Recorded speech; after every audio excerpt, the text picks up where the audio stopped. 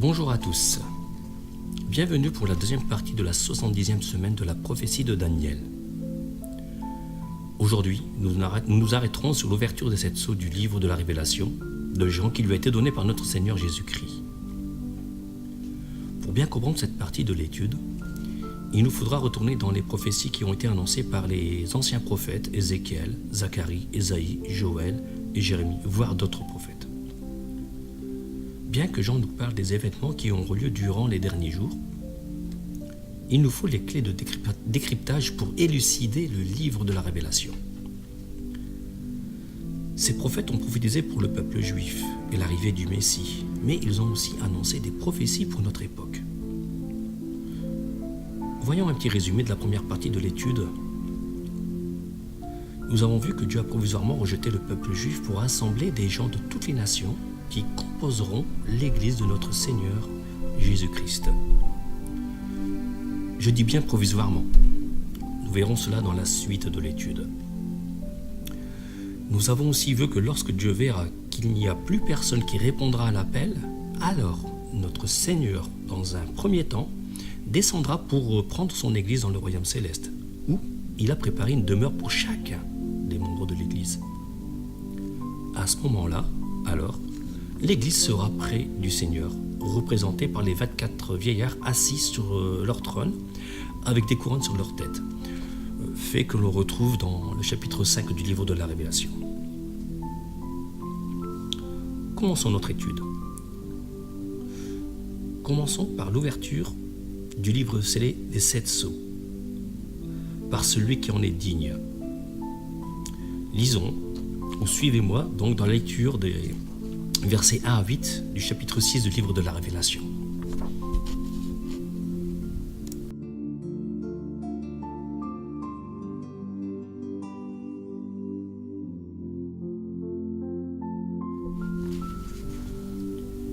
Je regardais quand l'agneau ouvrit un des 7 sceaux, et j'entendis l'un des 4 êtres vivants qui disait comme d'une voix de tonnerre, « Viens !» Je regardai, et voici parut un cheval blanc. Celui qui le montait avait un arc. Une couronne lui fut donnée, et il partit en vainqueur pour vaincre. Quand il ouvrit le second sceau, j'entendis le second être vivant qui disait « Viens !» Et il sortit un autre cheval, roux. Celui qui le montait reçut le pouvoir d'enlever la paix de la terre, afin que tous les hommes s'égorgeassent les uns les autres. Une grande épée lui fut donnée. Quand il ouvrit le troisième sceau, j'entendis le troisième être vivant qui disait « Viens !» Je regardai, et voici parut un cheval noir. Celui qui le montait tenait une balance dans sa main. Et j'entendis au milieu des 4 êtres vivants une voix qui disait « Une mesure de blé pour un denier, et 3 mesures d'orge pour un denier, mais ne fais point mal à l'huile et au vin. » Et quand il ouvrit le 4e sceau, j'entendis la voix du 4e être vivant qui disait « Viens !» Je regardai, et voici parut un cheval de couleur pâle. Celui qui le montait se nommait la mort, et le séjour des morts l'accompagnait. Le pouvoir leur fut donné sur le quart de la terre pour faire périr des hommes par l'épée, par la famine, par la mortalité et par les bêtes sauvages de la terre.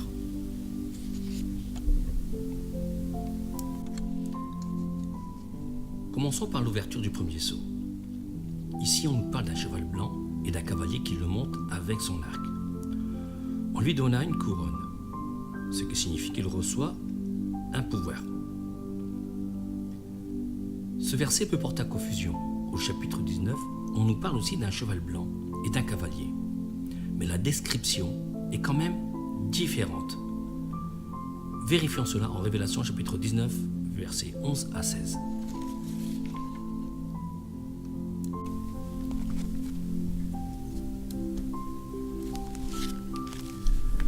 Puis je vis le ciel ouvert, et voici parut un cheval blanc. Celui qui le montait s'appelait Fidèle et Véritable, et il juge et combat avec justice. Ses yeux étaient comme une flamme de feu, Sur sa tête étaient plusieurs diadèmes. Il avait un nom écrit que personne ne connaît, si ce n'est lui-même. Et il était revêtu d'un vêtement teint de sang. Son nom est la parole de Dieu. Les armées qui sont dans le ciel le suivaient sur des chevaux blancs, revêtus d'un fin lin blanc pur. De sa bouche sortait une épée aiguë pour frapper les nations. Il les pètera avec une verge de fer, et il foulera la cuve du vin de l'ardente colère du Dieu Tout-Puissant. Il avait sur son vêtement et sur sa cuisse un nom écrit, Roi des rois et Seigneur des seigneurs.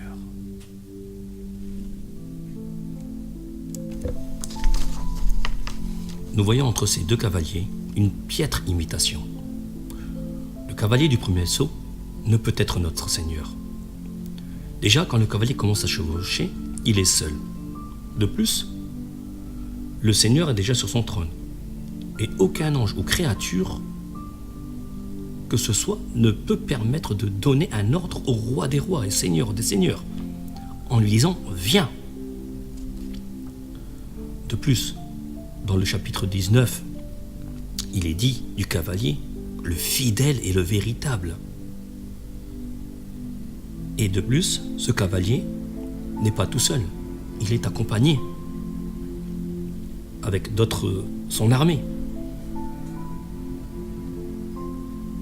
Oui, ce cavalier du chapitre 6, du premier saut, ne peut être le Seigneur.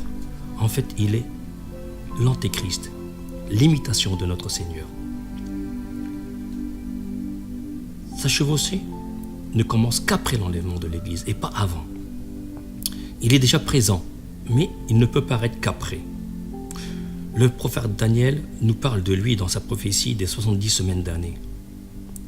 Il fera son apparition à la 70e semaine, qui est le thème de cette étude.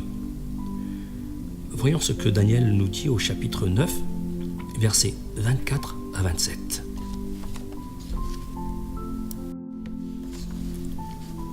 « 70 semaines ont été fixées sur ton peuple et sur ta ville sainte, pour faire cesser les transgressions et mettre fin au péché, pour expier l'iniquité et amener la justice éternelle, pour sceller la vision et le prophète, et pour oindre le Saint des Saints.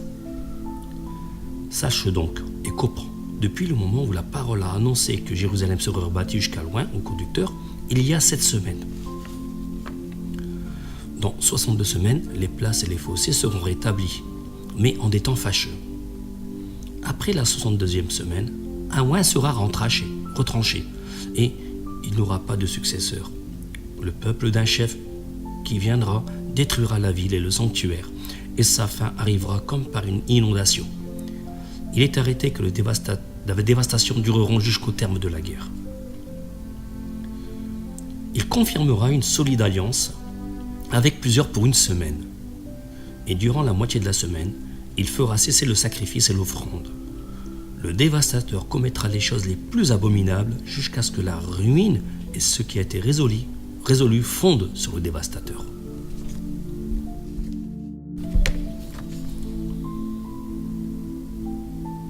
Le verset 27 nous parle de l'Antéchrist, l'impie et l'abomination décrit par l'apôtre Paul dans sa deuxième lettre aux Thessaloniciens, chapitre 2, versets 7 à 9.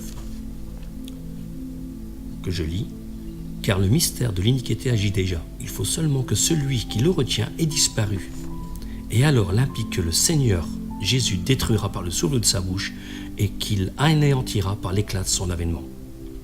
L'apparition de cet impie se fera par la puissance de Satan, avec toutes sortes de miracles, de signes et de prodiges mensongers. La 70e semaine de Daniel démarrera qu'à l'ouverture du 7e saut. L'Antéchrist doit confirmer une alliance pour cette année. Avec qui? Avec plusieurs. Comme le dit la prophétie des 70 semaines, a été fixée sur le peuple de Daniel, donc le peuple juif. Cette alliance doit être conclue entre les nations du Moyen-Orient et Israël. C'est ce qui est au centre de l'actualité au Moyen-Orient. Tous attendent le plan de paix qui a été préparé par le gendre de Trump, Jared Kushner.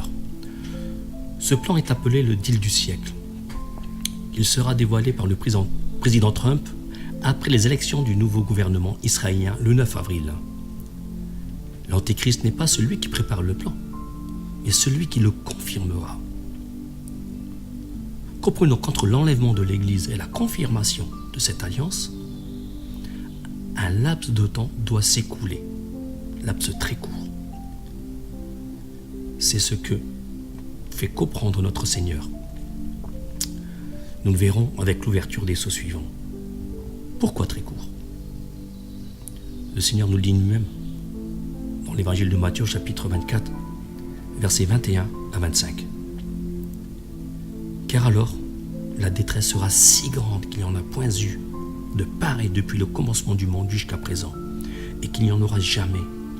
Et si ces jours n'étaient abrégés, personne ne serait sauvé. Mais, à cause des élus, ces jours seront abrégés. Si quelqu'un vous dit, alors, le Christ est ici, ou il est là, ne le croyez pas. Car il s'élèvera de faux Christ et de faux prophètes. Ils feront de grands prodiges et des miracles, au point de séduire, s'il était possible, même les élus. Voici, je vous l'ai annoncé d'avance.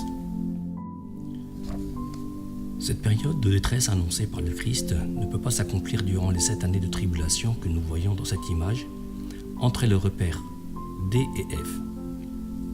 Les 7 années de tribulation ont été déterminées et fixées par Dieu pour le peuple juif. C'est la 70e semaine d'année annoncée par le prophète de Daniel au chapitre 9, verset 27, que nous avons vu précédemment. Les jours qui seront abrégés ne peuvent s'écouler que durant l'ouverture des 7 sceaux. Nous le verrons dans la prochaine vidéo, avec l'ouverture des 3 autres sceaux correspondant à la chevauchée des 3 autres cavaliers.